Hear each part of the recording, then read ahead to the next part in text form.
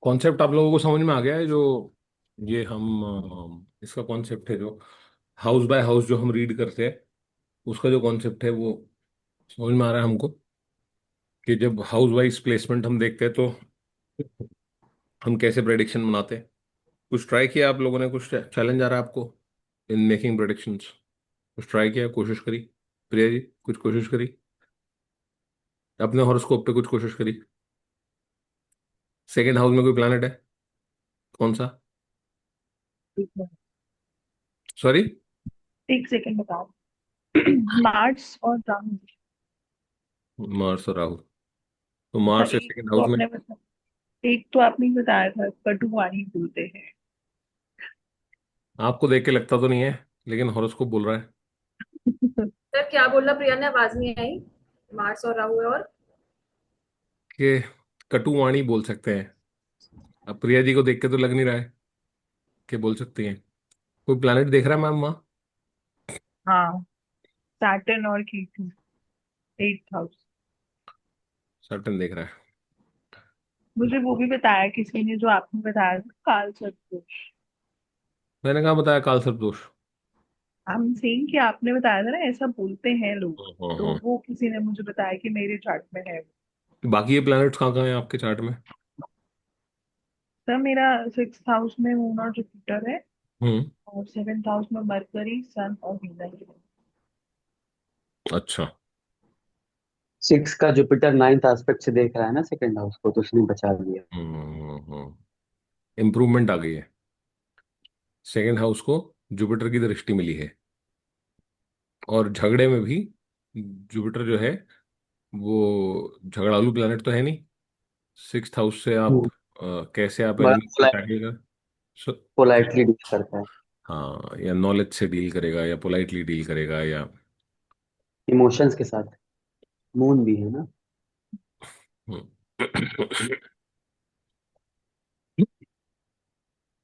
Plus ये दोनों planet छठे घर में बैठ के 12वें को ज्यादा स्ट्रांग कर रहे हैं। 12वें को ज्यादा स्ट्रांग कर रहे हैं, इसका मतलब आदमी जो झगड़ैल होना चाहिए था, छठे घर में दो प्लैनेट होने की वजह से वो झगड़ैल ना होके लेड गो ज्यादा कर रहा है 12वें घर का।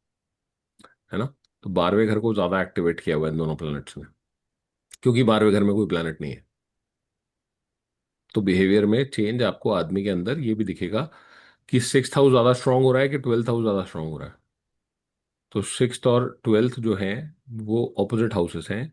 सिक्स्थ हाउस कंपटीशन का है। आप कैसे compete करते हैं? अब compete आप कुछ पाने के लिए करते हैं, है ना? कुछ जीतने के लिए करते हैं। तो वो जीतने की स्पिरिट होना, वो कुछ पाप पा लेने की इच्छा होना मन में कि मैं, या जील होना कि मेरे को जीतना ही है। और ट्वेल्थ हाउस जो है वो छोड़ने की बात करता है, लेट गो करने की बात करता है, जाने देने की बात करता है। तो आपके केस में क्या हो रहा है कि ट्वेल्थ हाउस ज्यादा स्ट्रांग हो रहा है। अब क्योंकि ट्वेल्थ हाउस ज्यादा स्ट्रांग हो रहा है तो बिहेवियर में हो सकता है कि बहुत लड़ाकी ना हो आप,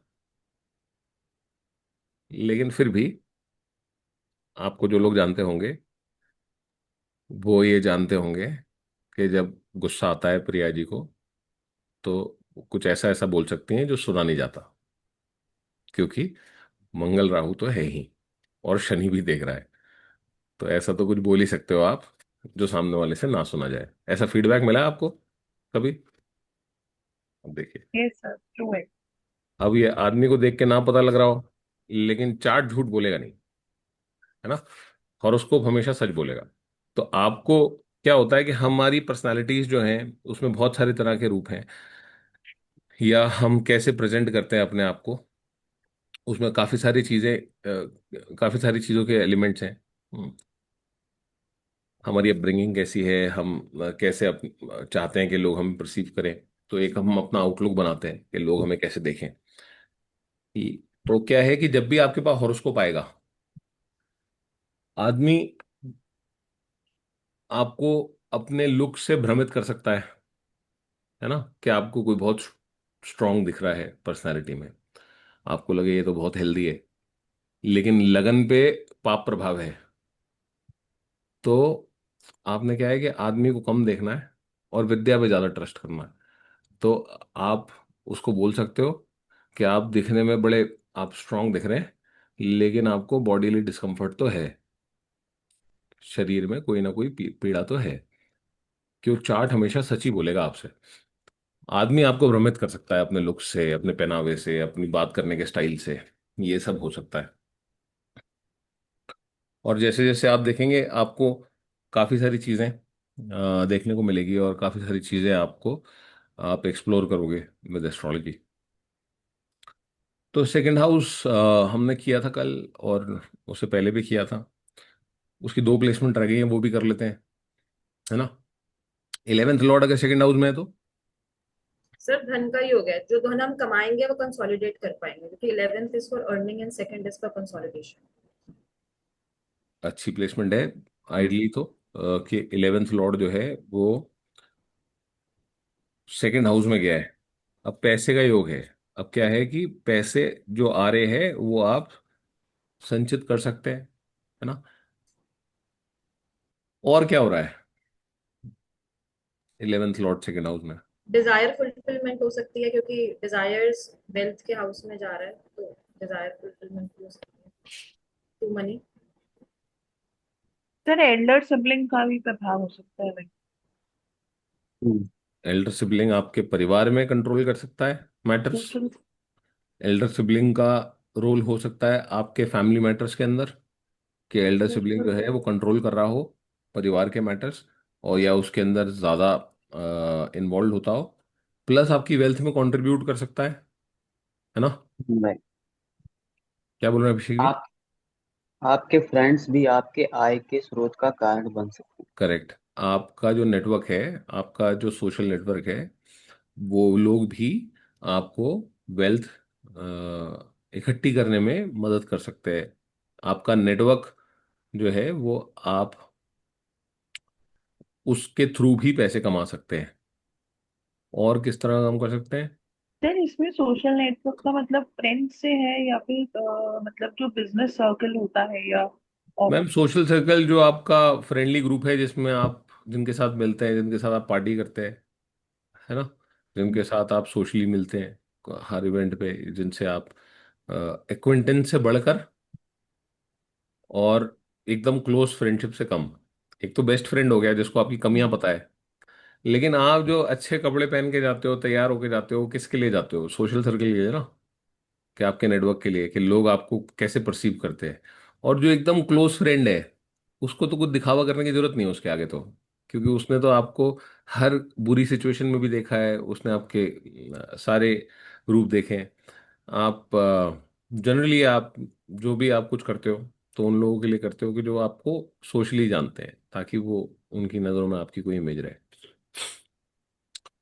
तो वो जो आपका सोशल सर्कल है, जो आपका नेटवर्क है, कितने लोगों को आप जानते हो, वो 11th हाउस है। ये नेटवर्किंग का काम करके भी लोग पैसे बना सकते हैं। वो MLM होता ना, मल्टी लेवल मार्केटिंग, उस तरह का काम करके भी लोग पैसे बना सकते हैं। और एक ये जैसे क्लब्स होते हैं जहाँ पे लोग मिलते हैं, या जो जहाँ पे लोग एंगेज करते हैं, क्लब्स होते हैं ना अलग अलग तरह के। तो उस तरह के क्लब्स ज्वाइन करके भी, या आदमी उस तरह का काम खोल के भी पैसे बना सकता है। सर डिजायर फुलफिलमेंट को कैसे रीड करेंगे इससे? मैम डिजायर फुलफिलमेंट तो 11th हाउस है। 11th हाउस पे प्रभाव देखना है हमको। अच्छा। अभी हम 11th हाउस नहीं देख रहे, अभी तो हम सेकंड हाउस देख रहे हैं, अच्छा है ना। अच्छा, मतलब डिजायर फुलफिलमेंट की बात नहीं कर सकते हम इसमें डिजायर सिर्फ। फुलफिलमेंट है जब 11th लॉर्ड फर्स्ट हाउस में है, तो आपकी 11th हाउस की चीजें उठ के आपके पास आ गई डायरेक्ट। तब कहेंगे, हम सेकंड में नहीं कह या सकते। लगन लॉर्ड 11th हाउस में है, तो अब क्या है कि आप कंट्रोल, लगन लॉर्ड तो जहां जाएगा उस भाव को अच्छा कर ही देगा। 11th लॉर्ड फर्स्ट हाउस में से ज्यादा अच्छी पोजीशन है कि फर्स्ट लॉर्ड 11th हाउस में हो, क्योंकि फर्स्ट लॉर्ड अगर 11th हाउस में है तो आप एक तो कंट्रोल कर रहे हैं उस जगह को, नहीं तो 11th लॉर्ड अगर फर्स्ट हाउस में है तो ये सारी चीजें आपको कंट्रोल कर रही हैं, है ना, आपके डिजायर्स आपको रूल कर रही हैं। 11th लॉर्ड फर्स्ट हाउस में, you are driven by your desires. आपको आपका सोशल सर्कल इफेक्ट कर रहा है। सोशल सर्कल में सोशल सर्कल का डायरेक्ट इम्पैक्ट है आपके लिए। एंड जो बोलते हैं कि संगत का असर अब इस आदमी के लिए बहुत इंपॉर्टेंट है कि अच्छी संगत रखे, क्योंकि संगत का डायरेक्ट इम्पैक्ट है आदमी के ऊपर। 11th लॉर्ड फर्स्ट हाउस में,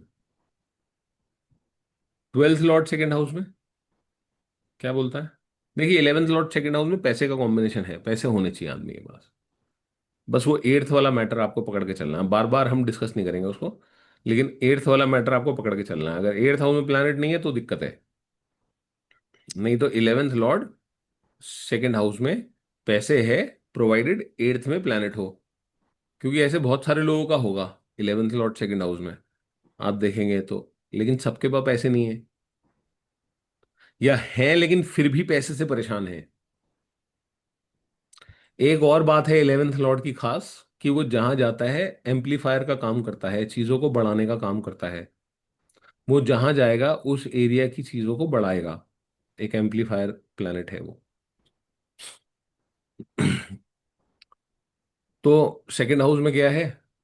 तो सेकंड हाउस को बढ़ाएगा। अलग अलग तरह से आपके वेल्थ सोर्सेज बन सकते हैं, अलग अलग जगह से आपको पैसे आ सकते हैं, कमाई कर सकते हो आप। और क्लासिकल टेक्स्ट ऑल तो कहता है कि such a person is short lived. Rich तो बोलता है कि उसके पास पैसे तो होंगे, ब्लेस्ड विथ कंफर्ट्स होगा, वेल्दी होगा, given to religious pursuits and charities भी होगा, मतलब दान भी करता होगा, दान धर्म भी करता होगा आदमी। लेकिन फिर साथ में ये भी बोल देता है कि वो शॉर्ट लिव्ड हो सकता है। अभी हम इसको ऐसे नहीं लगाएंगे डायरेक्टली, क्योंकि बहुत सारे फैक्टर्स कंट्रीब्यूट कर रहे हैं ना आपकी लाइफ में तो, या लॉन्जेविटी में तो, कि लगन कितना स्ट्रांग है, एट्थ हाउस कितना स्ट्रांग है।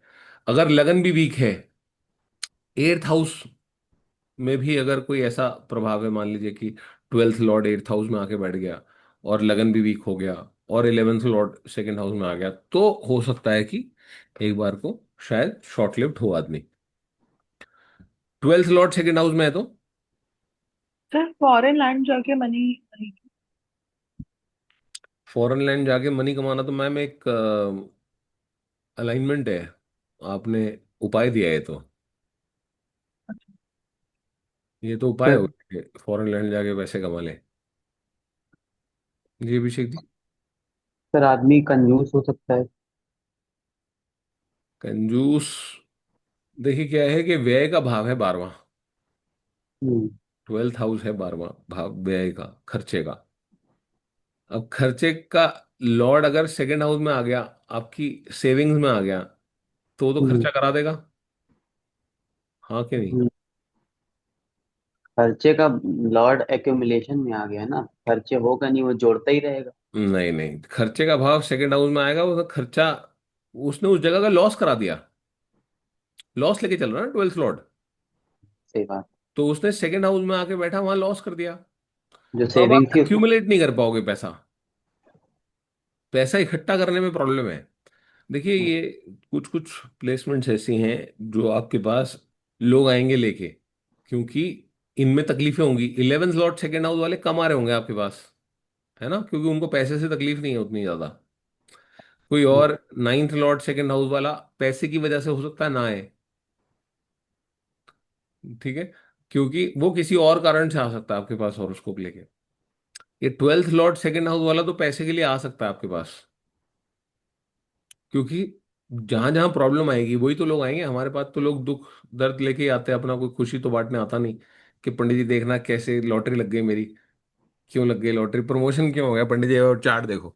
होना तो नहीं चाहिए था, ऐसे कोई नहीं आता आपके पास। आपके पास लोग ऐसे ही आते हैं कि मेरे को ये तकलीफ है, मेरे को वो तकलीफ है।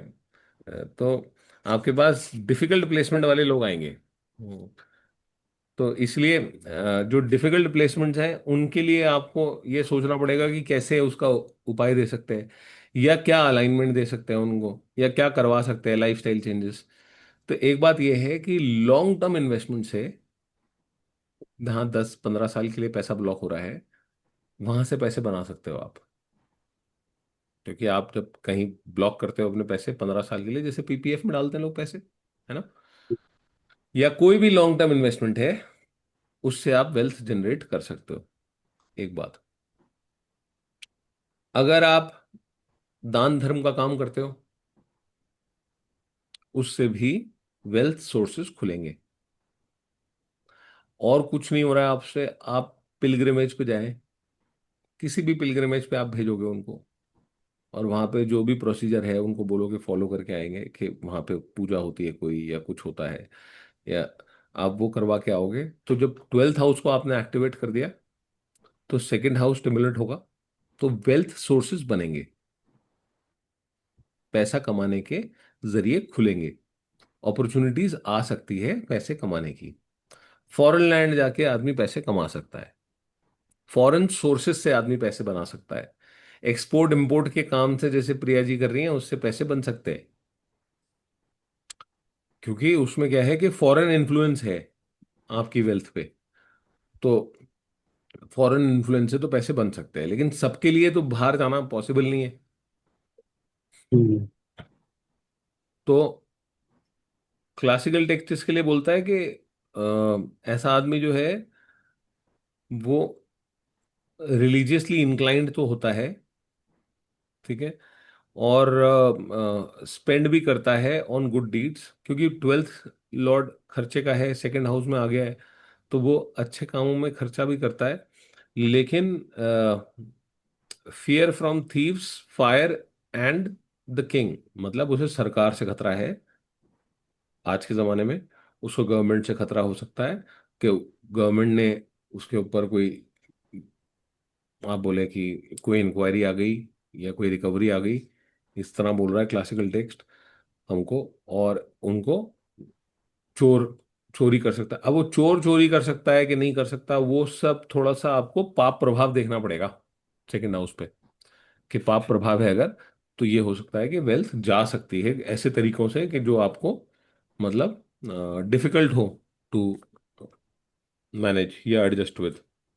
तो ये तो, अब इसके बाद फर्स्ट लॉर्ड अगर सेकंड हाउस में है तो, सर 12th वाला जो आप सेकंड कह रहे थे, फैमिली रिलीजियस हो सकती है, बोल सकते हैं? हाँ, हो सकती है। बोल सकते हैं। कुछ प्लैनेट हैं जो रिलीजियस ज्यादा बनाते हैं, बाय नेचर रिलीजियस हैं। कौन से? एक तो जुपिटर हो गया, जुपिटर। और सन, सूर्य और जुपिटर, ये आपको रिलीजियस बना सकते हैं, ये रिलीजन के, धर्म के प्लैनेट हैं, ठीक है। मून भी किसी हद तक। शनि रिलीजन का प्लैनेट नहीं है। मंगल अधर्मी प्लैनेट है। अधर्मी प्लैनेट मतलब उसको धर्म नहीं मालूम, उसको खाली परफॉर्मेंस ओरिएंटेड प्लैनेट है, उसको सिर्फ टास्क कंप्लीट करनी आती है, उसको इमोशन और ये सब से उसको प्रॉब्लम है, ठीक है, तभी 4 नंबर राशि में जाके नीच का हो जाता है ना। तो मंगल जो है वो अधर्मी प्लैनेट हो गया। शनि जो है उसको धर्म से कोई लेना देना नहीं है, क्योंकि आप ये समझिए कि गरीब आदमी जो होता है एकदम, उसका कोई धर्म नहीं होता। ये खाली जिनके पास पैसे है, या जो कुछ कुछ जिनके पास कुछ खोने का डर है, वही तो भगवान के पास ज्यादा जा रहे हैं, गॉड फियरिंग वो लोग ज्यादा है। जिसके पास कोई खोने का ही डर नहीं है, वो बेचारा, उसको खाली अपना पेट पालने से मतलब है, वो दान धर्म क्या करेगा? वो दान धर्म तो तब करेगा जब उसके पास एक्स्ट्रा होगा या एक्सेस होगा। जिसके पास यही नहीं पता जिसको कि शाम की रोटी कैसे मिलेगी, तो मैं वेजिटेरियन खाऊंगा नॉन वेजिटेरियन, ये सब उन्हीं के हैं जिनके पास फैसिलिटीज हैं। जिनके पास फैसिलिटी नहीं है उनका कोई धर्म नहीं है, वो बस उनको पेट पालना अपना। तो शनि जो है वो, शनि भी जैसे ये है, अ, उससे भी, उसको भी आप धर्म से नहीं जोड़ सकते। जैसे ताबीरामा में एक मिर्जा गालिब ने कहा है कि जिस पास रोजा खोल के खाने को कुछ ना हो, वो रोजा अगर ना खाए तो नाचार क्या करे। ये कभी भी गालिब का नहीं हो सकता। Ghalib can not talk like this. Ma'am, उनके एक खत है जो गुलजार ने पढ़ा है, जी। और उनके एक खत में वो लिखते हैं कि ये मैंने खता कल दरबार में पढ़ी। जी। तो और वहां से है ये। तो मैं आपको ये रेफरेंस मैं आपको दे सकता हूँ। अच्छा, मैं ढूंढ दूंगी उनके बिकॉज, खत उनके खत में है। अच्छा, मैं ये ढूंढ दूंगी बिकॉज मे बी लेटर्स में उन्होंने कहीं मिसरा या फिर एक जुमला कोट किया हो, बिकॉज जो आप पढ़ रहे हैं उसमें बहर की भी तंगी है। हो सकती है, टेक्निकलिटी तो मेरे को नहीं पता, लेकिन जी मैंने ये तो गुलजार साहब से ही सुना है कि गुलजार साहब ने जी एक जी जी, रिलीज किया आई था अपना। प्रोबेबली जस्ट चेक चेक और द उन्होंने टेक्स्ट खत फॉर पढ़े इट। मिर्जा गालिब के। तो जी जी। उसमें वो लिखते हैं कि कल मैंने एक ये खता पढ़ा दरबार में। गालिब जो है वो अक्सर जुमले भी कहते थे तो बहर में कह देते थे, तो तो बोले जी जी कि जिस पास रोजा खोल के खाने को कुछ ना हो, रोजा अगर ना खाए तो नाचार क्या करे। तो बेसिकली बात ये हो रही है कि जिसको जी यही नहीं पता कि रोजा खोल के खाने के लिए कुछ मिलेगा कि नहीं मिलेगा, तो वो जी। तो रोजा खा ही सकता है। कहने का मतलब है वो तो क्या रोजा फास्टिंग ना करेगा। रखे, हाँ, वो फास्टिंग क्या करेगा। क्या जिस करेगा। बेचारे के पास शाम को खोल के खाने के लिए कुछ नहीं है, तो वो तो अपना सिर्फ पेट पालने की बात कर रहा है। तो शनि का उस तरह का नेचर है। ठीक है, लैक, फीलिंग ऑफ लैक है, देने का फीलिंग कम है। तो सेकंड हाउस में शनि कंजूस बना सकता है अभिषेक जी आदमी को। 12वें घर का शनि भी कंजूस बना सकता है आदमी को। ठीक है, वो क्योंकि वो खर्चे का प्लेनेट नहीं है। 12वें घर में मंगल आपको एक्स्ट्रा खर्चा करा सकता है। समझ रहे हैं? ये एक डिफरेंस है। और जब हम ये बात कर रहे हैं कि ये प्लैनेट ऐसे हैं कि धार्मिक नहीं है, है ना, तो इनका आने से वो धर्म वाला, रिलीजन वाला क्वेश्चन थोड़ा कम होगा। जब आप बोले ना नाइन्थ लॉर्ड है सेकेंड हाउस में, 12th लॉर्ड है सेकेंड हाउस में, तो हाउस की एनर्जी है। लेकिन प्लैनेट अगर साथ में वैसा आ गया जो कंपैटिबल है, तो ज्यादा आप बोल सकते हो स्ट्रांगली कैसा हो रहा होगा। जैसे नाइन्थ हाउस में शनि है, तो शास्त्र बोलते हैं कि रिलीजियस हिपोक्रेसी का योग है। रिलीजियस हिपोक्रेट हो सकता है आदमी। ठीक है, नाइन्थ हाउस धर्म का है, रिलीजन का है। उस और शनि जैसा प्लैनेट है वहां पे। तो क्योंकि वो कंपैटिबल प्लैनेट नहीं है, हम ये समझने की कोशिश कर रहे हैं कि कंपैटिबल प्लैनेट नहीं है, इसलिए वो वहां पे रिलीजियस हिपोक्रेसी देता है आदमी को। फर्स्ट लॉर्ड सेकंड हाउस में है तो आपकी ड्राइव चली गई पैसे कमाने के ऊपर, और फैमिली ऐसे में के लिए आपका बढ़िया प्लेसमेंट हो गई। काम। लगन लॉर्ड, रूल ऑफ थंब, लगन लॉर्ड जिस भाव में चला गया वो भाव इंप्रूव करेगा ही करेगा वो। बस लगन लॉर्ड पिटना नहीं चाहिए। मतलब पाप प्रभाव में नहीं होना चाहिए, एनिमीज के साथ नहीं होना चाहिए, राहु केतु एक्सेस में नहीं होना चाहिए। ठीक। और लगन लॉर्ड खुद ही एक पापी ग्रह हो तो कोई बात नहीं, लगन तब लॉर्ड भी ना, पापी नहीं है। लगन लॉर्ड आपके कोई लिए। पापी नहीं है। हाँ, हाँ, अपने लिए तो। जब एक लगन लॉर्ड अगर पापी ग्रह है, तो वो डिफिकल्टीज लेके चल रहा है। डिफिकल्ट सिनारियोज आ सकते हैं, आपको थोड़ा स्ट्रेस आ सकता है, लेकिन लगन लॉर्ड के पास जिम्मेदारी है सब कुछ ठीक करने की। नेचर तो नहीं छोड़ेगा अपना को प्लेनेट। ठीक है, हमेशा जो उसका मूल नेचर है वो कभी भी नहीं छोड़ेगा। लेकिन वो वैसे ही बिहेव करने वाला है जैसे बिहेव करने वाला है। सेकंड हाउस में शनि शनि की तरह ही बिहेव करने वाला है, लेकिन सेकंड हाउस को इंप्रूव करने वाला है फॉर श्योर। ठीक है, मंगल अग्रेशन कभी भी नहीं छोड़ेगा अपना। अग्रेसिव प्लैनेट है। या नेचर की हम बात करें, जैसे मैंने आपको बोला कि ये प्लैनेट धार्मिक नहीं है ना, इनका एक पर्टिकुलर नेचर है जो हम समझने की कोशिश करते हैं कि प्लैनेट का क्या नेचर है। वो प्लैनेट अपना नेचर नहीं छोड़ेगा, लेकिन कोई भी प्लैनेट जो लगन लॉर्ड बना है, वो जिस भी भाव में जाएगा उस भाव को इंप्रूव करेगा, बशर्ते बशर्ते वहां पे अफ्लिक्शन ना हो। अफ्लिक्शन ना हो, अफ्लिक्शन कैसे आएगी कि और कोई मेलेफिक देख ले उसको, या फिर राहु केतु एक्सेस में आ जाए, या वो एनिमीज के साथ कंजॉइन हो जाए। ठीक। जी राइट। शिवाकी जी। सर मेरा ये क्वेश्चन है, कई बार हम तो जनरली बोल देते हैं ना बेनिफिक्स की दृष्टि है, बेनिफिक्स हैं तो बहुत बढ़िया है, पर कई बार दो बेनिफिक्स आपस में ही कंपैटिबल नहीं, जैसे जुपिटर और मरकरी।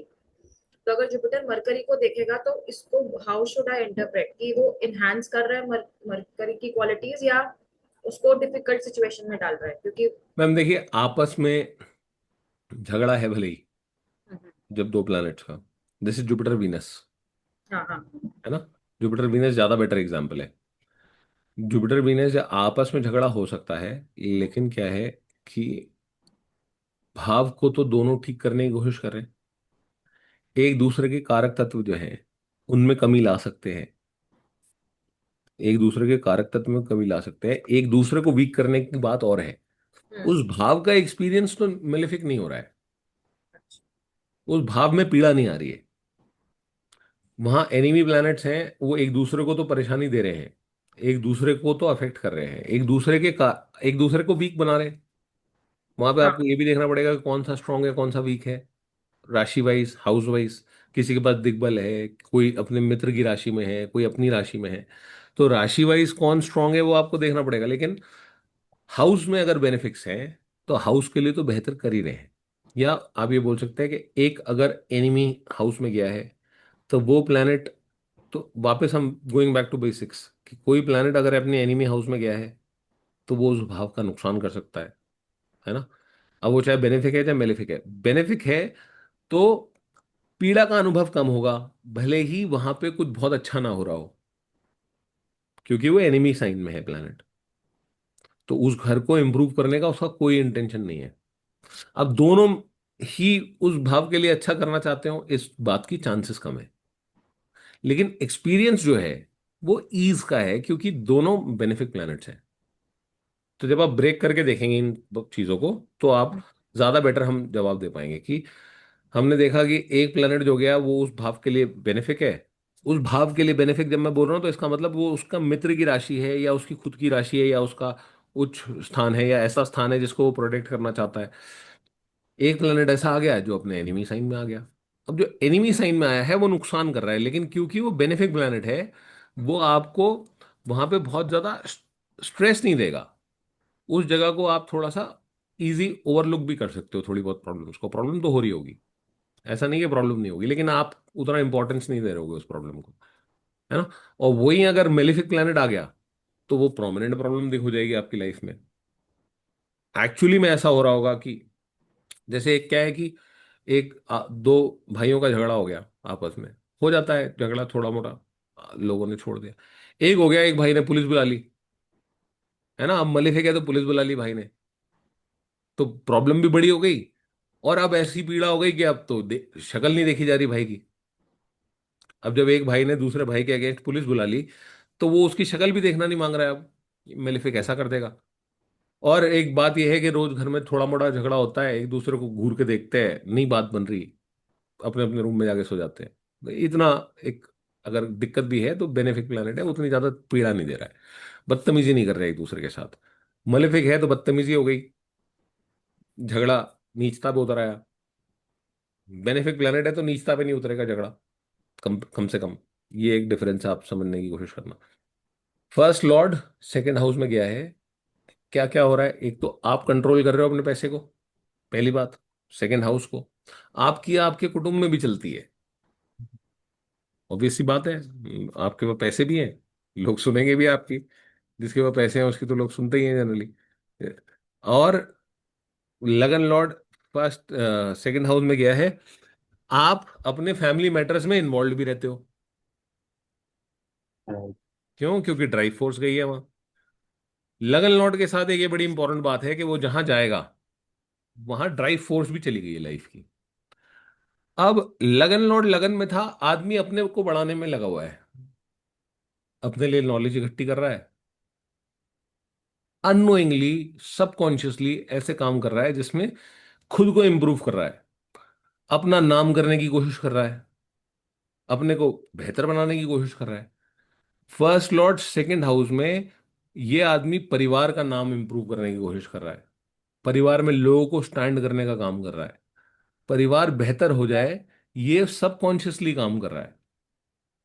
और पैसे बनाने के लिए भी ड्रिवन है, कि पैसे बनाने हैं किसी भी तरह, क्योंकि पैसे बनाने के लिए आपका सारा जो लाइफ की ड्राइव फोर्स है वो सेकंड हाउस में चली गई, तो सेकंड हाउस के अंदर अब जो काम होते हैं उस तरफ आप नेचुरली ड्रिवन हो आपके लाइफ में। तो फर्स्ट लॉर्ड सेकंड हाउस में पैसे के लिए अच्छी प्लेसमेंट है, परिवार के लिए अच्छी प्लेसमेंट है। सर नेटिव फूडी भी हो सकता है ना। खाने का शौक हो सकता है आदमी को।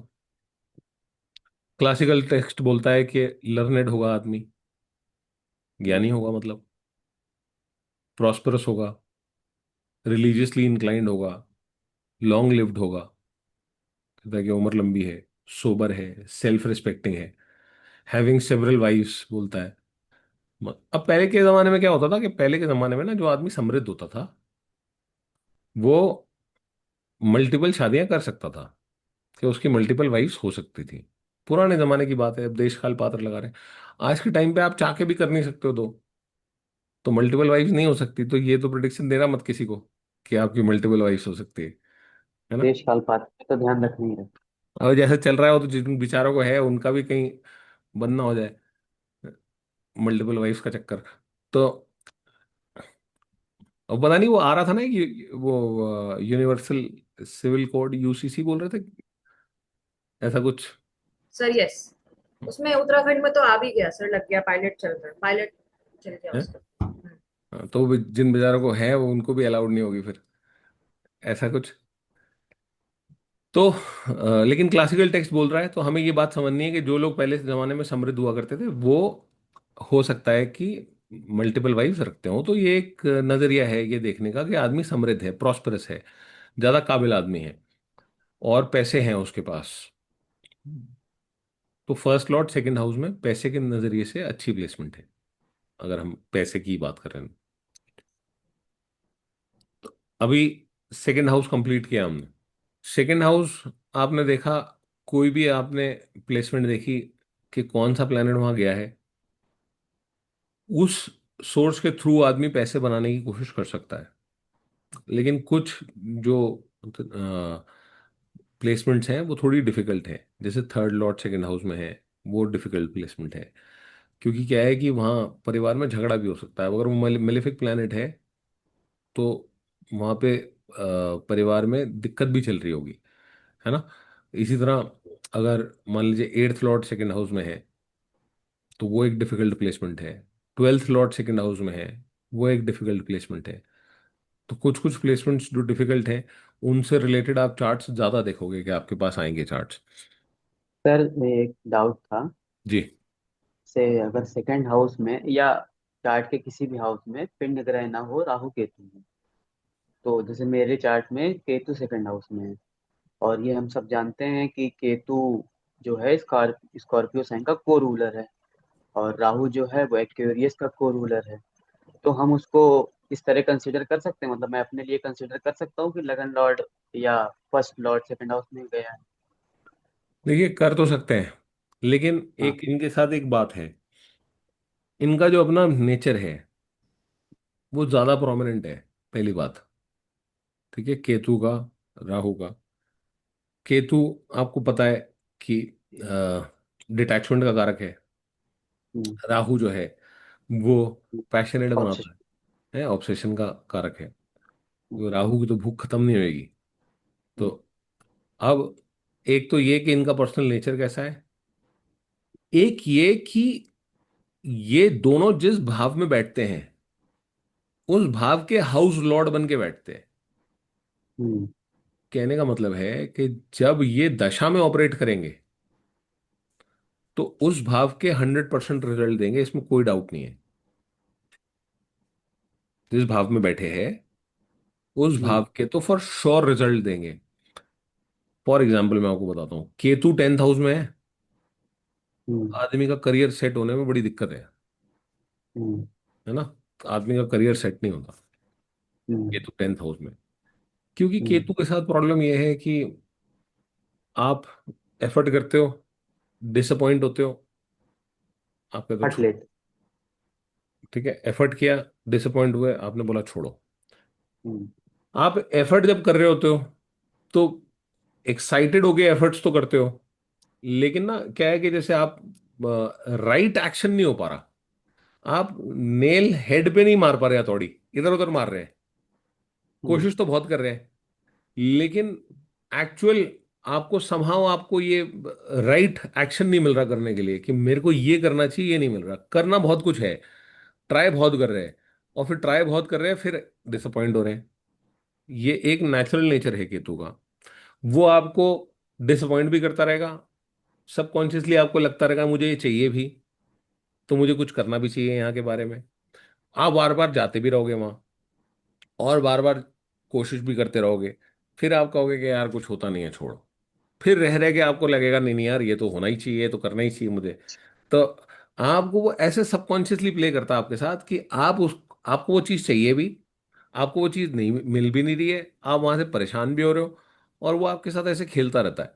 अब अलग अलग तरह की चीज़ें ट्राई करता है आदमी, नई नई तरह की, कि मैं ये ट्राई कर लेता हूँ, मैं वो ट्राई कर लेता हूँ, कहीं कुछ सुना तो वो ट्राई कर लेता हूँ, लेकिन बात नहीं बन रही है। अब इसमें लेकिन जैसे प्रोफेशन में भी आप होल हार्टेड नहीं लग पाओगे कभी भी प्रोफेशन में। तो इसलिए होल हार्टेड आप कभी उसमें एफर्ट्स डाल नहीं पाओगे, तो इसलिए डिसअपॉइंटमेंट आएगी, क्योंकि आप कहीं ना कहीं डिटैच्ड भी हो उस जगह से। राहु 10th हाउस का होगा, आदमी दिन रात सुबह शाम अपने काम को बढ़ाने के लिए सोचेगा। प्रोफेशन हम्म, में रंग बिरंगे काम कर सकता है वो आदमी, मतलब ऐसे काम जो आपने कम सुने हो करने के लिए, क्योंकि वो प्रोफेशन को बढ़ाने के लिए इनोवेटिव आइडियाज सोच सकता है। वो दिन रात सबकॉन्शियसली सोच रहा है उस बारे में कि मैं कैसे अपने आप को उसको। और केतु है 10th हाउस में, तो थोड़ी तकलीफ है। तो केतु 10th हाउस में आप थोड़ा डिटैच्ड है काम से, तो रिजल्ट भी वैसे ही है। लेकिन आप देखोगे कि केतु की दशा आ गई 10th हाउस वाले, तो वो अपनी दशा में तो करियर सेट करके जाएगा आदमी का, क्योंकि अब वो 10th लॉर्ड बन के रिजल्ट दे रहा है। ठीक है, ये बात देखने वाली है। और ये दोनों राजयोग में भी पार्टिसिपेट कर लेते हैं। राजयोग अभी हम देखेंगे, पढ़ेंगे कि राजयोग कैसे कैसे बनते हैं। तो केंद्र और त्रिकोण के लॉर्ड मिलकर राजयोग बनाते हैं। अगर केंद्र का लॉर्ड है और त्रिकोण का लॉर्ड है, 159 147 10, इन दोनों के प्लैनेट्स अगर आपस में कहीं कंजॉइंड है, परस्पर दृष्टि संबंध में है, मतलब म्यूचुअल एस्पेक्ट में है, या एक्सचेंज में है, तो वो राजयोग में भी पार्टिसिपेट कर लेते हैं। अगर 10th हाउस में केतु है फॉर एग्जाम्पल, और 9th लॉर्ड 10th हाउस में आके बैठ गया, तो केतु जो है वो 10th हाउस में तकलीफ दे रहा होगा, इसमें कोई डाउट नहीं है। 9th लॉर्ड को उसने अफ्लिक्ट कर दिया, इसमें भी कोई डाउट नहीं है, है ना। 9th लॉर्ड केतु के साथ कंजंक्ट हो गया, वहां पे भी गड़बड़ हो गई। ये दोनों बातें सच हैं। लेकिन केतु दशा में ऑपरेट करेगा, तो आपको राजयोग दशा है, समझ रहे, क्योंकि वो राजयोग में पार्टिसिपेट कर रहा है 10th लॉर्ड केतु, क्योंकि वो 10th हाउस में है। वो जिस भाव में बैठ जाए उसके लॉर्ड बन के बैठ जाते हैं। तो क्योंकि इसमें एक बात ये भी है कि उसने अपने डिस्पोजिटर का रिजल्ट देना है, उसका डिस्पोजिटर मतलब उस राशि का लॉर्ड। तो केतु जिसकी दशा में है, वो जिसकी राशि में है, अपनी दशा में वो राशि लॉर्ड का रिजल्ट देने वाला है। अब राशि लॉर्ड के रिजल्ट क्या हुए, एक तो वो भाव जिस भाव में केतु या राहु ऑलरेडी हैं, और एक अगर उसकी कोई दूसरा राशि है किसी हाउस में आ रही है, तो उन दोनों राशि के रिजल्ट दे सकता है केतु और राहु दोनों। तो ये राजयोग में पार्टिसिपेट करते हैं दोनों। इसी तरह किसी भी अगर ये त्रिकोण में है तो केंद्र लॉर्ड के साथ, और केंद्र में है तो त्रिकोण लॉर्ड के साथ अगर कंजॉइंट है, तो इनकी दशा अच्छी जानी चाहिए, अदरवाइज दिक्कत है। स्टैटिक चार्ट रीडिंग में प्रॉब्लम है। डेप्यूटेशन में है तो हम ये कहेंगे कि ज्यादा पैसा नहीं देके जाएगा। अगर 10th का है तो फॉर एग्जांपल 10th में बैठे हैं और नीच का है केतु, बट अगर अच्छे साइन में बैठ गया, जैसे अभी टॉरस तो नीच का हो गया उसके लिए, तो उसमें फिर हम ये कह सकते हैं कि इतना अच्छा नहीं करेगा। मैम, नीच का प्लैनेट ज्यादा पैसे कमा के नहीं देगा, ऐसा होता नहीं है। आप देखेंगे कि तो जिनके उच्च पैसे में या रिजल्ट्स जो भी जिनके है मेरे। उच्च के प्लैनेट है ना, हाँ। वो पंडित के पास कुंडली लेके बैठे हैं कि पंडित जी देखना, ये उच्च का प्लैनेट है, कुछ हो नहीं रहा लाइफ में। और जिनका नीच का है वो पैसे कमा रहे हैं, वो बड़ी बड़ी गाड़ियों में घूम रहे हैं। बात ये है। जी। मतलब पैसे या फिर रिजल्ट्स, मतलब फॉर एग्जांपल 10th में ना 9th में हो केतु, अभिषेक तब जी, एक पैसे। सेकंड, क्या बोल रहे हैं अभिषेक जी? सर जितना मुझको याद आ रहा है, रतन टाटा सर के सेजिटेरियस असेंडेंट का चार्ट है, और सेकंड हाउस में उनके डेबिलिटेड जुपिटर है, और उनके पास पैसे की कोई कमी है नहीं। तो आप ये देखेंगे कि जिनके चार्ट में डेबिलिटेटेड प्लैनेट हैं, उनके पास ज्यादा पैसे हो रहे हैं, उच्च के प्लैनेट वालों से कंपैरेटिवली ज्यादा। जी शिवाकी जी कुछ कह रही थी आप, सॉरी। मैं ये कह रही थी कि सर जैसे टेंथ तो चलो हमने पैसों से रिलेट करा, किसी भी हाउस में फॉर एग्जांपल नाइन्थ हाउस में किसी का केतु है, दशा में ऑपरेट कर रहा है और नीच का है वर्सेस उच्च का है, तो रिजल्ट्स में क्या डिफरेंस है? पहले तो राहु केतु को नीच उच्च का छोड़ते हैं, अच्छा। क्योंकि हम जनरल नीच उच्च की बात करते हैं। ठीक। क्योंकि राहु केतु का नीच का होना, उच्च का होना, वो आप धीरे धीरे आपको समझ में आएगा कि वो कैसे काम कर रहा है, वो डिफिकल्टी लेवल किस तरह की दे रहा है, किस तरह की नहीं। पहले हम ये मानते हैं कि जब जनरल आप बेसिक लेवल पढ़ने की कोशिश करते हो ना, तो कि डेबिलिटेड प्लेनेट है तो उतना अच्छा नहीं है ना, वीक हो गया प्लेनेट। लेकिन थोड़ा सा आप अगर एडवांस स्टेज पे जाओ तो आप ये देखो कि डेबिलिटेटेड प्लेनेट नीच मतलब वीक है, या वो परफॉर्म करने की उसकी स्थिति नहीं है, ऐसा आपको हर जगह देखने को नहीं मिलेगा। आपको ये देखने को मिलेगा कि वो प्लेनेट भी रिजल्ट दे रहा है, हाउएवर उसका रिजल्ट देने का तरीका अलग है। एक्चुअली में क्या हो रहा है कि जब उच्च का प्लेनेट और नीच का प्लेनेट जब आप बोल रहे हैं ना, तो वो एक क्वालिटी को बता रहा है कि हाई स्टैंडर्ड या लो स्टैंडर्ड। उसका मतलब ये भी, टेंथ लॉर्ड अगर नीच का है, टेंथ हाउस में नीच का प्लेनेट है, और वैसे मैं आपको बताऊं मोस्टली तौर पे नीच भंग हो ही जाता है किसी ना किसी तरीके से। कोई कोई भी प्लैनेट के साथ एसोसिएशन से या किसी भी बात से नीच भंग हो ही जाता है। लेकिन आप ये देखेंगे कि अगर टेंथ लॉर्ड नीच का है या टेंथ हाउस में नीच का प्लैनेट है, तो आदमी ने जब काम स्टार्ट किया तो छोटे लेवल से स्टार्ट किया, है ना। उसको रिसोर्सेज नहीं मिली इन कंपैरिजन टू समबडी जिसने एक पोजीशन पे ज्वाइन किया। स्टार्ट ही उसको एक पोजीशन से मिला है, उच्च का था प्लैनेट या उच्च का ग्रह आगे बैठ गया, तो हायर स्टैंडर्ड की चीजें आ गई आपके पास, रिसोर्सेज आ गई बहुत सारी। इन कंपैरिजन एक आदमी ने ज्वाइन किया कहीं पे, उसको आप गांव खेड़े में उसने ज्वाइन किया जहां पे टेबल कुर्सी भी ठीक नहीं है, रिसोर्सेज नहीं है, बिल्कुल एकदम लो लेवल से स्टार्ट किया काम। करते करते करते करते मेहनत करके वो कुछ बना है, जिसको आप रैंकर होना बोलते हैं और एक सीधा पोजीशन पे ज्वाइन करना बोलते हैं। तो अगर उच्च का प्लैनेट है तो आपको डे वन से रिसोर्सेज मिलेंगी। अगर नीच का प्लैनेट है तो आपका स्टार्ट जो है वो लो होगा, आपके पास रिसोर्सेज कम होंगी, आप जीरो लेवल से स्टार्ट करोगे, बेसिक लेवल से स्टार्ट करोगे, बिल्कुल नौकरी करना स्टार्ट करें, एकदम ग्राउंड लेवल से स्टार्ट करें, जो मिनिमम पे हो सकती है उससे स्टार्ट करें, है ना। लेकिन आप ये देखोगे कि एक जब बिहेवियर में आप देखोगे कि उच्च का प्लैनेट होगा तो आदमी के भी वो दिमाग पे उसका असर है। उच्च के प्लैनेट ऑपरेट कर रहे हैं, आदमी छोटा काम नहीं लेगा, बोले ये काम तो मेरे लिए बना नहीं है। ईगो है उच्च के प्लैनेट में, नीच के प्लैनेट में वो ईगो नहीं है। तो क्या है कि आदमी ज्यादा सही गलत सोचेगा नहीं, वो ये नहीं सोचेगा कि ये काम मुझे करना चाहिए कि नहीं करना चाहिए। अब वो जिस भी फील्ड का प्लैनेट है, पैसे कमाने का प्लैनेट नीच का हुआ है, आदमी राइट एंड रॉन्ग बहुत ज्यादा नहीं सोच रहा है, या तरीकों में बहुत नहीं पड़ा है कि पैसे कैसे कमाने हैं और कैसे नहीं। उच्च का प्लैनेट होगा तो मैं ऐसे पैसे नहीं कमाऊंगा, है ना, ईगो है, पैसे मांगूंगा तो इंसल्ट हो जाएगी, ये प्रॉब्लम आपको फेस होगी। तो वो ईगो लेके चल रहा है वो प्लैनेट। आप ये देखोगे कि उच्च का प्लैनेट है अगर कोई, आप छोटी नौकरी नहीं करोगे अगर दशा में ऑपरेट कर रहा है तो, है ना, कोई ऐसा काम नहीं करोगे, आप चूज करोगे कि मैं तो इस तरह का काम करना चाहता हूँ, क्यों, जिससे आपको लगे कि आपका प्राइड मेंटेन रहेगा। और आदमी आप देखोगे कि जो बहुत ज्यादा इन सब चीजों में ध्यान नहीं देते हैं वो ज्यादा पैसे कमा लेते हैं, है ना।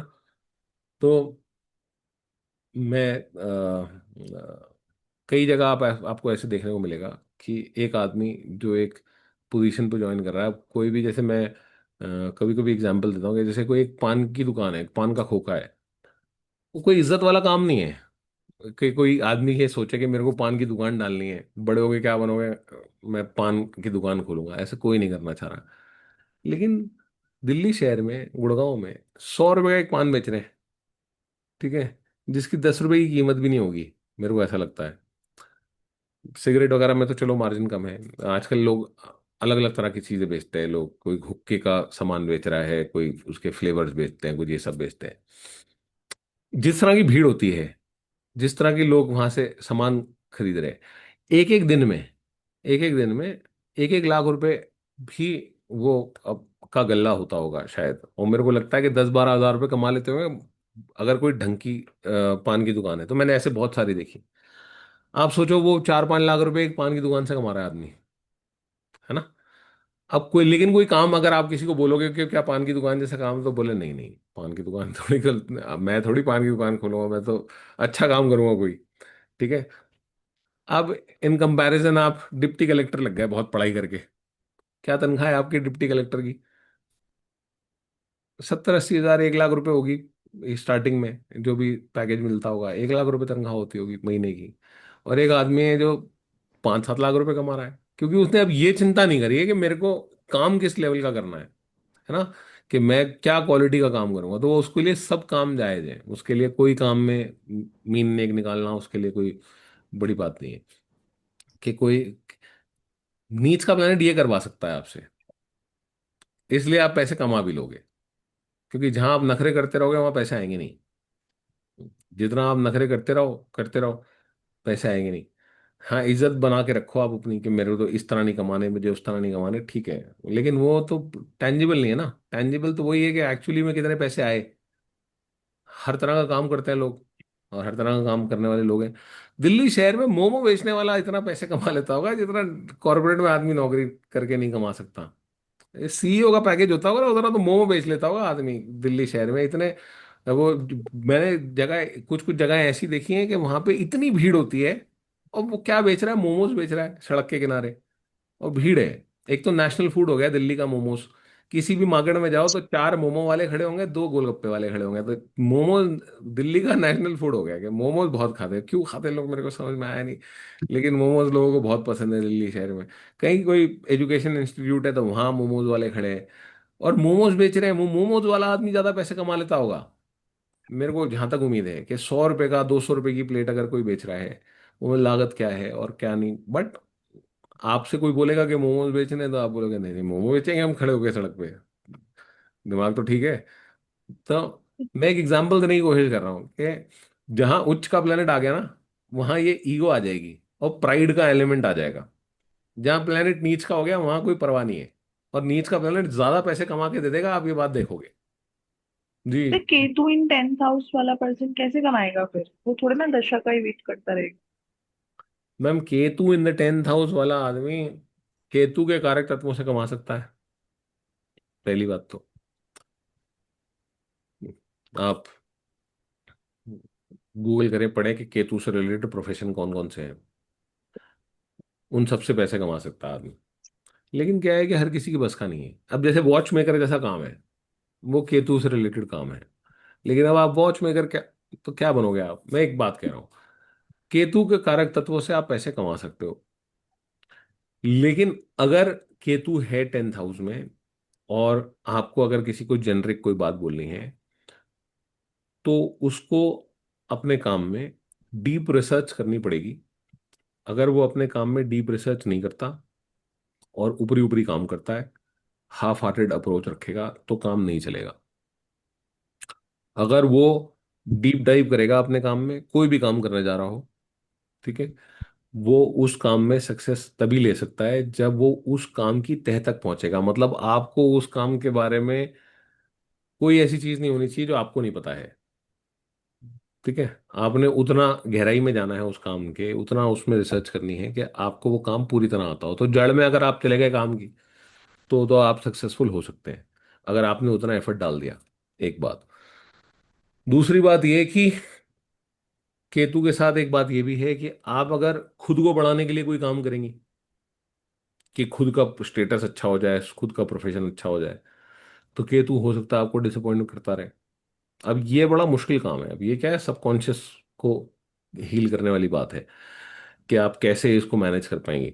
इसीलिए मंत्र जाप भी दिए जाते हैं कि आपको या भगवान आपको सपोर्ट करें, कि आपको इस तरह की आपकी बुद्धि हो पाए। केतु के साथ ये बात है कि आप अपने को बढ़ाने की कोशिश करते रहेंगे, नहीं बढ़ा पाएंगे। आप अगर कलेक्टिव की बात करेंगे ना, अगर आप समाज की बात करेंगे, कि आपने अगर कोई काम चालू किया जिसमें आप लोगों की प्रॉब्लम सॉल्व कर रहे हैं, सोशल आपने सोचा कि ट्रांजिशंस। मेरे को एक ऐसा प्रोडक्ट बनाना है जो लोगों की कोई प्रॉब्लम सॉल्व करता हो, और ये प्रॉब्लम मैं सॉल्व कर दूं, घर घर पहुंचा दूं अपना प्रोडक्ट। प्रोडक्ट घर घर पहुंच गया, आप वैसे ही पॉपुलर हो जाओगे, सक्सेसफुल हो जाओगे, है ना। लेकिन जब तक आप अपने को पीछे नहीं रखोगे, तब तक केतु आपको सक्सेसफुल होने दे, इस बात के चांसेस थोड़े कम है। या फिर सिंपल, आप मेडिटेशन करिए रोज।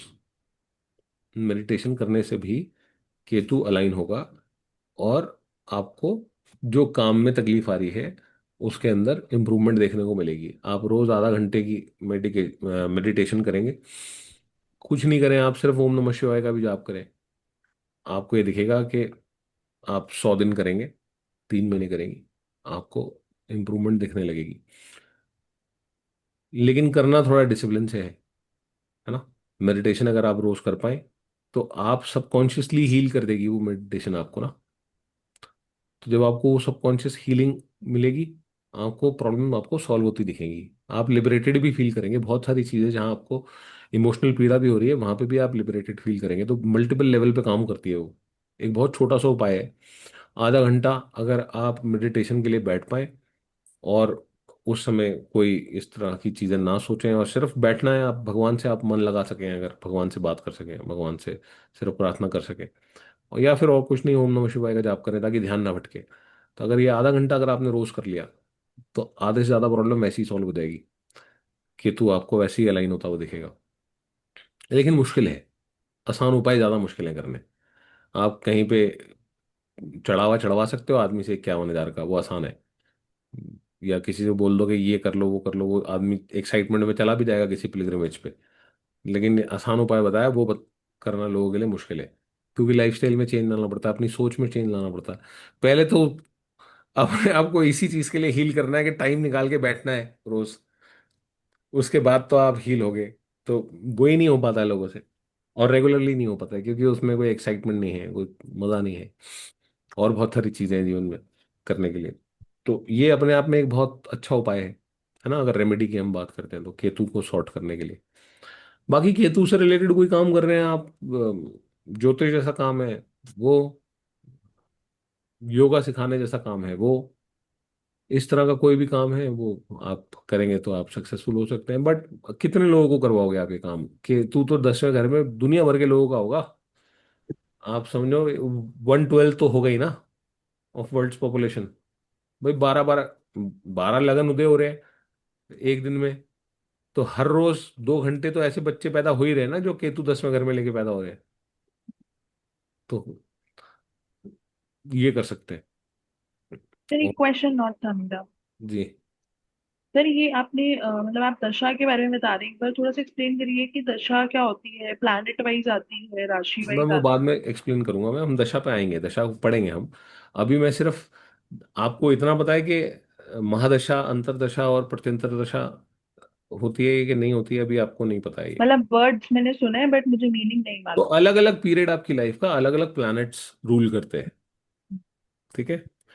आप जब पैदा हुए हैं तब से आपको कोई दशा मिलती है, ठीक है। ये 9 प्लैनेट्स की दशा है, इनमें से किसी एक प्लैनेट की दशा में आप पैदा हुए हैं, और वो कैसे मिलती है, क्या उसका मैकेनिज्म है, वो हम समझेंगे आगे चल के। लेकिन 120 साल का एक दशा स्पैन है, जिसके अंदर अलग अलग प्लैनेट्स को अलग अलग पीरियड मिला है। जी। ज्योतिष में बहुत तरह के दशा सिस्टम है। ये जो हम पॉपुलरली जिसकी हम बात करते हैं उसको विंशोत्तरी दशा बोलते हैं। ये सबसे ज्यादा पॉपुलर है, सबसे ज्यादा लोग यूज करते हैं। करीब 42-43 टाइप की दशाएं हैं। लेकिन कोई ऐसा आदमी नहीं है जिसको वो सारी आती हो, जहां तक मेरे को पता है, या प्रैक्टिस करता हो फॉर दैट मैटर। क्योंकि वो मुश्किल है, पॉसिबल ही नहीं है उतना। ज्यादा से ज्यादा कोई बहुत अच्छा समझदार ज्योतिष होगा तो 3-4 दशा, या बहुत अच्छा होगा तो 3 दशा यूज कर लेगा। क्योंकि कुछ दशाएं ऐसी हैं जो स्पेसिफिक हैं, कि ये कॉम्बिनेशन होगा हॉरोस्कोप में तो ये वाली दशा यूज करनी है, ये कॉम्बिनेशन होगा तो ये वाली दशा यूज करनी है। बट जेनरिक दशा, जैसे एक विंशोत्तरी दशा है, एक योगिनी दशा है, ये यूनिवर्सल दशाएं, ये सबके हॉरोस्कोप पे लगती हैं। हाउएवर, जो सबसे ज्यादा पॉपुलरली नोन दशा है उसको विंशोत्तरी दशा बोलते हैं। और विंशोत्तरी दशा की ही बात कर रहे होते हैं लोग जब दशा की बात करते हैं मोस्टली। तो 120 साल की दशा का स्पैन है। आप जिस प्लैनेट की दशा में पैदा हुए उससे एक सीक्वेंस है पर्टिकुलर, उसी सीक्वेंस में आपको दशाएं मिलती जाती हैं। तो बेसिकली बात यह है कि वो टाइम पीरियड, वो प्लैनेट जो है वो प्रोमिनेंटली रूल कर रहा है आपकी लाइफ में। और अलग अलग दशाओं में आदमी को अलग अलग तरह के एक्सपीरियंस होते हैं। तो एक तो हम स्टैटिक चार्ट रीडिंग करते हैं, जो फिक्स चार्ट रीडिंग है, जिसको हम अभी करने की कोशिश कर रहे हैं। हाउस बाय हाउस हम पढ़ने की कोशिश कर रहे हैं कि इस हाउस का क्या, इस एरिया ऑफ लाइफ में आपका क्या एक्सपीरियंस है, उस एरिया ऑफ लाइफ में आपका क्या एक्सपीरियंस है। मदर के साथ अच्छा है, गाड़ी चलाओगे नहीं चलाओगे, घर खरीदोगे नहीं खरीदोगे। एक डायनेमिक सिस्टम है एस्ट्रोलॉजी का, कि अलग अलग समय पे आप कैसा फील कर रहे हैं या अलग अलग समय पे आपके साथ क्या हो रहा है।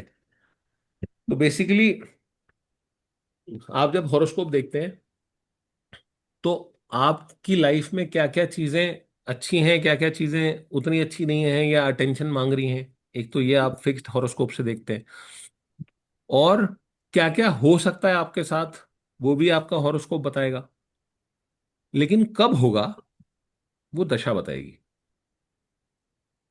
ठीक, कि अगर मान लीजिए कि कोई इवेंट होना है आपके साथ, तो कोई ना कोई प्लैनेट जो उस इवेंट को प्रोमिनेंटली दिखा रहा है आपके हॉरोस्कोप में, जब वो दशा में ऑपरेट करेगा तो आपके साथ वो इवेंट होगा।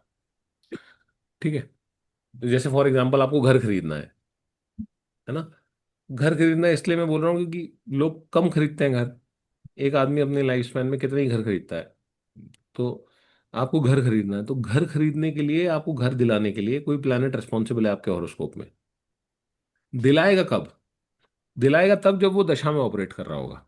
इसका मतलब अब उसका टाइम चल रहा है, वो पावर में है। ठीक है, उसको सत्ता मिली है। तो इसलिए वो डायनेमिक सिस्टम है एस्ट्रोलॉजी का, अलग अलग प्लैनेट्स अलग अलग टाइम पीरियड रूल करते हैं। और दशा में ही हमेशा प्लैनेट एग्जॉल्टेड और डेबिलिटेट होएगा, अदरवाइज नहीं होएगा? नहीं नहीं मैम, एग्जॉल्टेड और डेबिलिटेट तो आपके हॉरोस्कोप में है प्लैनेट। आप देखते हैं कि किसी राशि में कोई प्लैनेट एग्जॉल्टेड होता है, किसी राशि में कोई प्लैनेट डेबिलिटेटेड होता है। अब वो तो आपको, जैसा जब आप पैदा हुए तो हर प्लैनेट कहीं ना कहीं था। आप पैदा हो गए, आपको वो हॉरोस्कोप बन के मिल गया। अब जब दशा आएगी तो दशा कैसा रिजल्ट देगी आपको? स्ट्रॉन्ग रिजल्ट देगी, प्रोमिनेंट रिजल्ट देगी। प्लैनेट ने जो आपको देना है वो दे भी पाएगा कि नहीं, उसमें उतनी स्ट्रेंथ है कि नहीं। तो जैसे अभी उच्च और नीच की बात हो रही थी, ये उच्च और नीच की बात जो है ये एक बड़ा हम बोलते हैं कि एक बड़ा वैसा लेवल है, मतलब जैसे ना एक बड़ा बेसिक ओवरव्यू लेवल है कि उच्च का हो गया तो अच्छा हो गया, नीच का हो गया तो खराब हो गया। हम ज्योतिष में एक कॉन्सेप्ट है षडबल का। उसमें आप अलग अलग पैरामीटर्स पे एक प्लेनेट को चेक करते हो कि उसमें एक्चुअली में कितनी स्ट्रेंथ है। एक वो बात यह है कि वो भी फाइनल नहीं है, वो भी फाइनल पिक्चर नहीं है। आपके पास और भी टूल्स हैं एक प्लैनेट को देखने के लिए। एक अष्टक वर्ग का एक सिस्टम है एस्ट्रोलॉजी में, पॉइंट्स बेस्ड, कि जो प्लैनेट है वो जहां बैठा है। जब आप सब जगह भी कोई प्लैनेट फेल हो रहा होगा ना, मैं आपको अभी खाली ओवरव्यू दे रहा हूँ, हम इसके ऊपर बात करेंगे आगे। अगर कोई प्लैनेट सब जगह भी फेल हो रहा है, कि आपका नीच का भी हो गया, षडबल में भी उसके पॉइंट नहीं है, लेकिन अष्टक वर्गा में वो जिस भाव में है, उस भाव में वो मान लीजिए 8 पॉइंट देके बैठा है समाओ, तो आप ये मान लीजिए कि वो कहीं पे भी पिटा हुआ हो, उस प्लैनेट से रिलेटेड अच्छे रिजल्ट आ ही रहे होंगे आपको। तो बहुत स्ट्रांग रिजल्ट्स आ रहे होंगे। तो वो भी एक सिस्टम है। तो मल्टीपल टूल्स हैं हमारे पास चेक करने के लिए, है ना। तो कहीं कोई भी एक चीज देख के नहीं बोल सकते कि अच्छा है कि खराब है। एक्चुअली में ना मेरे को ऐसा लगता है कि किसी ज्योतिष के पास जाना, किसी से अपना चार्ट रीड कराना, कोई जस्टिफाई कर ही नहीं सकता है चार्ट रीडिंग। जब वो तो 10 मिनट्स में ही कर देते हैं कि मैम वो मतलब ये कैसे कर, हाँ यही मतलब, जो कर पाते हैं उन पे भगवान की खास कृपा है। क्योंकि मेरे को ऐसा लगता है कि आप पूरा दिन भी लेके बैठे रहोगे ना एक हॉरोस्कोप, फिर भी कम है। पूरा दिन लेके बैठ सकते हो आप एक हॉरोस्कोप को, फिर फिर उस भी। कॉन्सेप्ट से तो फिर मतलब पहले इंसान खुद का चार्ट रीड कर पाएगा तो आगे बढ़ पाएगा, तो हाँ फिर देखेंगे, अभी धीरे धीरे आप देखेंगी कि कितने सारे मैं आपको रूप दिखाऊंगा, लेकिन उतना टाइम नहीं है किसी के बल लगाने के लिए। और ना उस लेवल पे जाके कोई देख सकता है। आप बड़े बड़े एस्ट्रोलॉजर भी गलती कर देते हैं। उन्होंने बोला कि ये दशा अच्छी जाएगी और वो दशा अच्छी जा नहीं रही आपकी, है ना। क्योंकि बहुत सारे पैरामीटर्स हैं इसमें देखने वाले, और उतना जस्टिस कोई कर नहीं पाता, मैं सच बोल रहा हूँ आपको, नहीं कर सकता है 10 मिनट में, नहीं हो सकता। आप कितनी भी कोशिश कर लो, कोई कितना भी एक्सपर्ट हो रहा हो, लेकिन प्रॉपर किसी चार्ट के साथ जस्टिस हो नहीं सकता। इसलिए मेरे को तो ऐसा लगता है कि सीख लेना थोड़ी ज़्यादा बेटर है। कम से कम आप खुद लेके बैठे तो रहो, और जितना टाइम आप स्पेंड कर सकते हो उतना तो कोई और स्पेंड कर नहीं सकता आपके चार्ट पे, है ना। लेकिन थोड़ा मुश्किल है, इसमें कोई डाउट नहीं है। वो जिस तरह से लोग बताते हैं वो थोड़ा, आप बोले कि इतना फुल प्रूफ हो नहीं सकता 10 मिनट के अंदर। सर बहुत मुश्किल एस्ट्रोलॉजी और न्यूमरोलॉजी में भी डिफरेंस होता है क्या? मतलब होता ही है एस्ट्रोलॉजी मैम, अलग इंडियन, अलग तरह की विद्याएं हैं दोनों। तो वो इंडियन साइंस ही है मतलब? एस्ट्रोलॉजी न्यूमरोलॉजी भी अंक इंडियन शास्त्र स्टडी है? हो मतलब मेरे को उसके बारे में बहुत ज़्यादा पता नहीं है ना, मैंने पढ़ा है। लेकिन विद्या तो है ही, उसके भी कुछ रूल्स हैं, लगती तो है ही। अब ऐसे बोलना कि हम क्योंकि एस्ट्रोलॉजी करते हैं तो न्यूमरोलॉजी काम नहीं करती, ये बोलना तो ठीक नहीं। या कोई पामिस्ट्री कर रहा है, कोई कुछ और कर रहा है, लोग तो अलग अलग तरह की, कोई पास्ट लाइफ रिग्रेशन कर रहा है, कोई आकाशिक है, रीडिंग होती है। कोई अलग अलग तरह की चीज़ें करते हैं लोग। कोई मारण तारण विद्या भी है किसी के पास। तो ऐसे बहुत कुछ करते हैं लोग। लेकिन हम जो जिस तरह की एस्ट्रोलॉजी करते हैं, हम एसोटेरिक एस्ट्रोलॉजी करते हैं। मतलब ए, हम थोड़ा सा सात्विक एस्ट्रोलॉजी करते हैं, है ना। जी शिवाकी जी। सर मे बी अभी इस टॉपिक के साथ नहीं है, बट जस्ट टू आस्क, कई बार हम ये सुनते हैं रेगुलरली कि ये ट्रांजिट करा है, ये करा है, तो मेरे को ये समझ नहीं आता कि मैं ट्रांजिट लग्न से देखूं या मून से देखूं अपने लिए। दोनों से देखते हैं।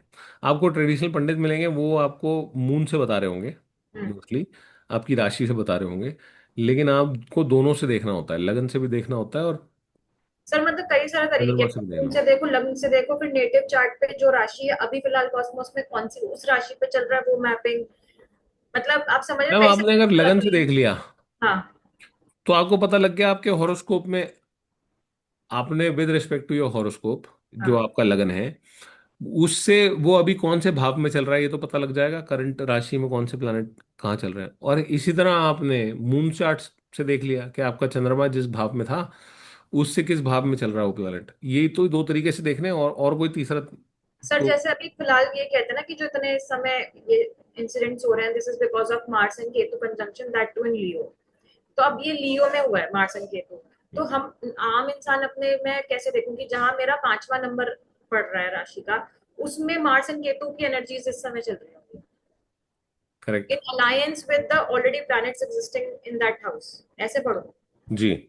और उसको को रिलेशन में देखना है विद दशा। और हम्म। फिर अगर वो लगन से उनमें भी। से कोई भी प्लैनेट महादशा अंतरदशा प्रत्यंतर दशा में ऑपरेट कर रहा है तो आपको इफेक्ट उसका फील हो सकता है। अगर वो नहीं कर रहा है ऑपरेट दशा में तो आपको इतनी चिंता करने की बात नहीं है, ठीक है। अगर कोई भी प्लैनेट किसी भी हाउस में है जो ट्रांजिट कर रहा है, नेगेटिव हाउस से कोई प्लैनेट ट्रांजिट कर रहा है या पॉजिटिव, या इसको रिवर्स बोलते हैं, जब आप महादशा अंतर्दशा प्रत्यंतर दशा देखते हो कि वो प्लैनेट आपके साथ एक पर्टिकुलर टाइम पे कैसा आपको एक्सपीरियंस देने वाले हैं, आप उनको ट्रांजिट में भी देखते हो कि इस समय वो ट्रांजिट में कहाँ चल रहे हैं। अगर वो ट्रांजिट में अच्छा चल रहे हैं with respect to your chart तो आपके एक्सपीरियंसेस बेटर है। वो ज्यादा प्रोमिनेंट प्लैनेट्स हैं आपके चार्ट में जो दशा में ऑपरेट कर रहे हैं, उनका दशा नाथ का ट्रांजिट देखना ज्यादा इंपॉर्टेंट है। अगर मतलब क्योंकि लगन ट्रांजिट तो से। अलग अलग तरह के बन सकते हैं, बहुत कुछ बन सकता है ट्रांजिट में ना। लेकिन दशा से अगर कंपैटिबिलिटी नहीं आ रही है उसकी, या दशा उन प्लैनेट्स की नहीं है, तो फिर आप उनको ज्यादा सीरियसली लेने की जरूरत नहीं है। मतलब मार्स एंड केतु जिस जिसका 5वें उस पे पड़ रहा है, जरूरी नहीं हर किसी को वैसे ही ब्लास्टिंग रिजल्ट्स मिले जैसे अभी चल रहा है। ना मेरे तो मार्स केतु साथ में है एक। 12th में, हाँ। सर कितने ऑपरेशन हो चुके हैं आपके अभी तक? एक मेरा दो तो दो तो हो ही चुके होंगे। ऑपरेशन, यार एक हम्म। तो ये छोटी उंगली है ना, हाँ। हम्म। ये छोटी उंगली में मैं क्रिकेट खेलता था, विकेट कीपिंग करता था। हम्म। तो लग लग के बॉल ना यहाँ पे एक ऐसे आगे ऐसा हो गया था कि मैं जैसी टेप हटाता था खूब सारा खून निकलता था। तो तब यहाँ पे वो उसने क्या ट्यूमर सा हो गया था, तो वो एक बार ठीक कराया। हम्म। ऑपरेशन मेरा कोई नहीं हुआ भगवान की कृपा से। 2-3 बार चोट जरूर लगी है, टांके लगे हैं। अच्छा। जैसे मैं एक दिन कीपिंग कर रहा था एकदम फास्ट बॉलर को, हेलमेट के अंदर घुस के लग गई वो। तो यहाँ पूरा कट गया। तो वो जरूर टांके लगे, लेकिन ऑपरेशन अभी तक भगवान की कृपा है कोई नहीं हुआ है। सर ये भी डिपेंड हाँ। करता है ना, मार्स केतु अगर जिसमें मार्स समझ लीजिए मरकरी की किसी राशि में है तो फिर तो वीक हो गया कंजंक्शन, इतना प्रॉब्लमेटिक नहीं है फिर तो। लियो में इसलिए तो प्रॉब्लम हो रही है इस समय ना वर्ल्ड में। नहीं नहीं, लियो से हाँ। तो दोनों को प्रॉब्लम थोड़ी है, दोनों ठीक है लियो के अंदर। बात यह है कि उनकी कंजंक्शन बन रही है, लियो एक गर्म राशि है।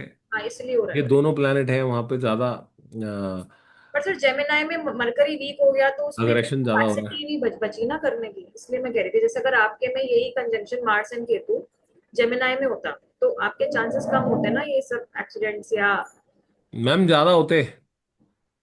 मार्स के जेमिनाई के अंदर उसका कोई नियत थोड़ी है बचाने की आपको, लेने एनिमी देने साइन। पड़े हुए होते अगर ये दोनों वहां होती तो कंजंक्शन। अच्छा जेमिनाई मतलब में अच्छा नहीं है उतना, क्योंकि हाँ अभी तो अच्छा मार्स नहीं। अपनी राशि का है, हाँ हाँ हम्म। केतु भी अपनी और फिर राशि का हो रहा है।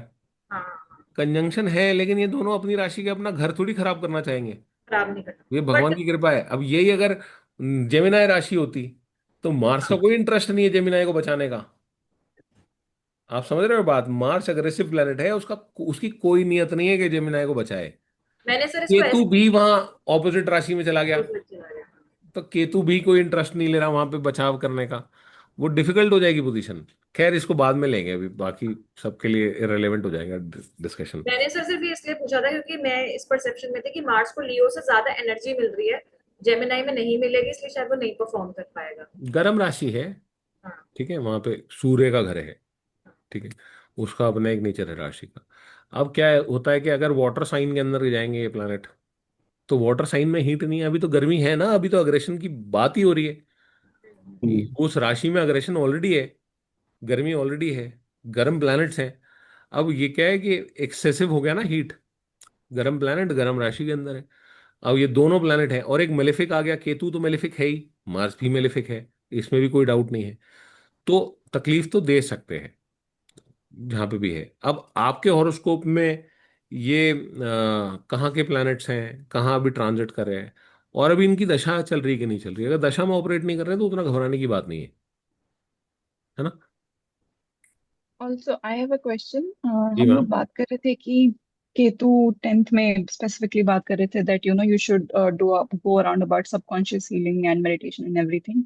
सो is this applies to a generic nature of ketu also, like wherever ketu is placed you need to do some kind of meditation healing and वो जी। आप जैसे चांट और मंत्र और जाप वगैरह ये सब की बात कर रहे थे, तो क्या उसको किसी भी प्लेसमेंट में कंट्रोल में करने के लिए, या मतलब कि करेक्ट। यू शुड नेविगेट करने के लिए क्या उसको वैसे ही ऑपरेट अप्रोच करना चाहिए और ऑपरेट उसका करना मैम चाहिए? वही उपाय है, केतु का एक उपाय है ही कि अगर आपको केतु से रिलेटेड चैलेंजेस आ रहे हैं तो उसको ठीक करने के लिए एक्चुअली वो जो जिस एरिया ऑफ लाइफ में होता है पर्टिकुलरली, उस जी. एरिया ऑफ लाइफ की तरफ आपको, उस एरिया ऑफ लाइफ को बढ़ाने का तो इंटरेस्ट है। आप चाहते तो हो कि उस एरिया ऑफ लाइफ में आप बेहतर करो। ये सब कॉन्शियसली वो आपको एक अ, बना के रखता है उस तरफ ना, आपकी एक आप बोले कि ड्राइव, कि मेरे को कुछ बेहतर करना है, कुछ बेहतर करना है।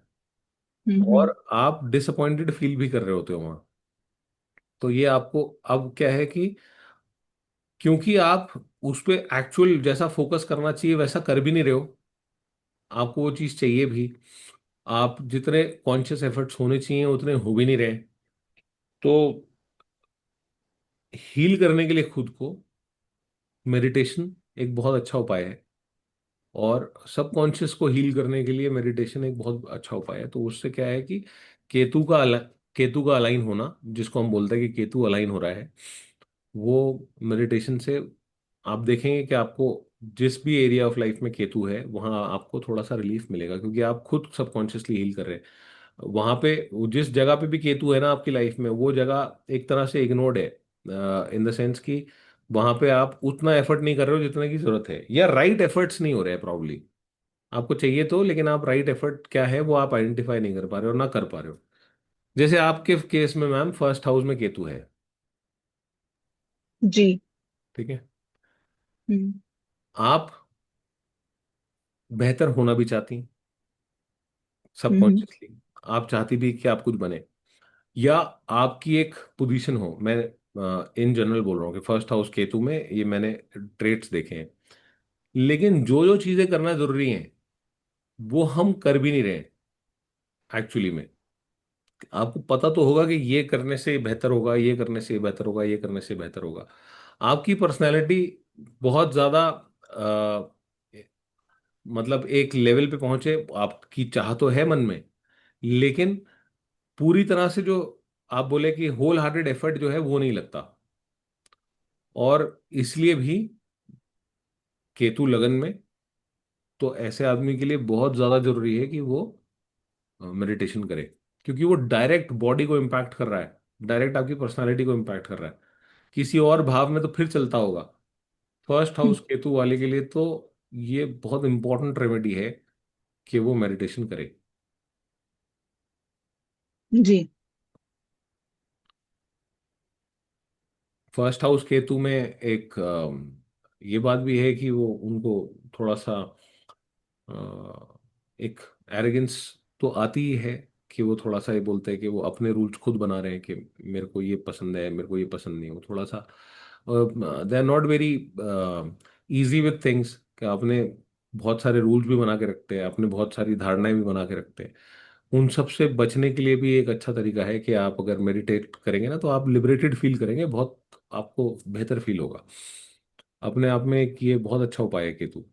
और केतु का फर्स्ट हाउस में एक कुछ सक्सेस अचीव करने के लिए, पर्सनालिटी बनने के लिए, एक वो तरीका है कि जैसे अगर आप खुद को भूल पाए और बोले कि नहीं, मेरे को कुछ नहीं बनना है, काम करना है तो किसी ना किसी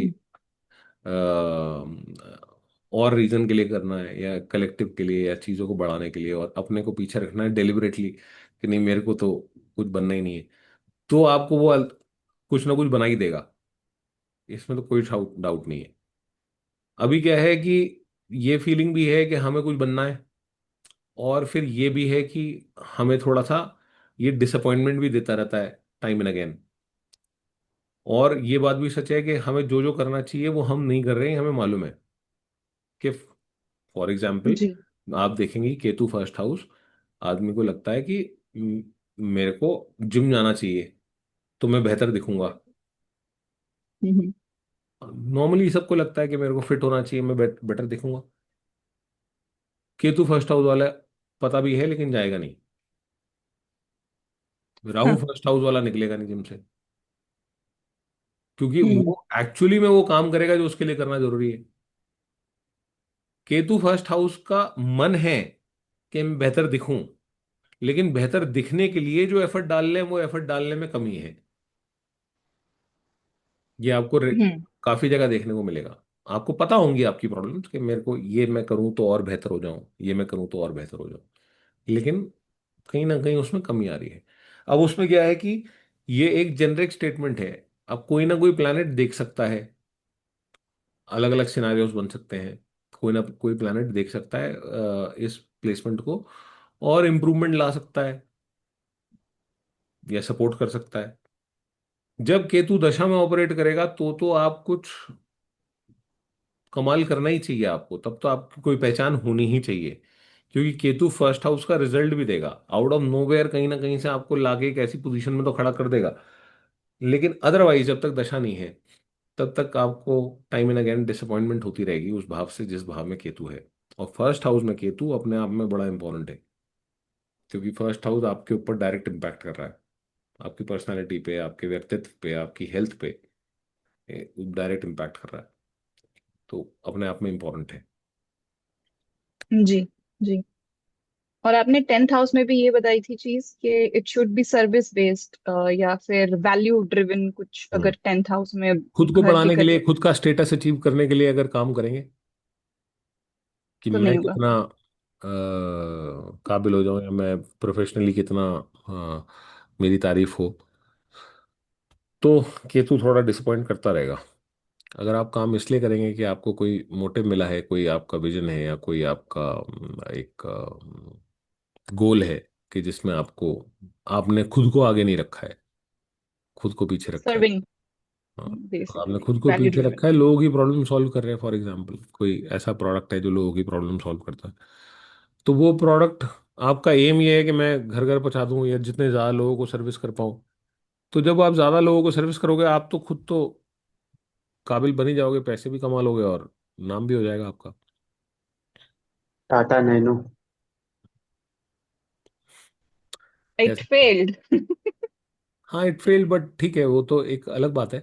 लेकिन जनरली Vision हम, था वो, सॉरी, मेकअप पर vision था वो for sure. हाँ विजन तो था ही।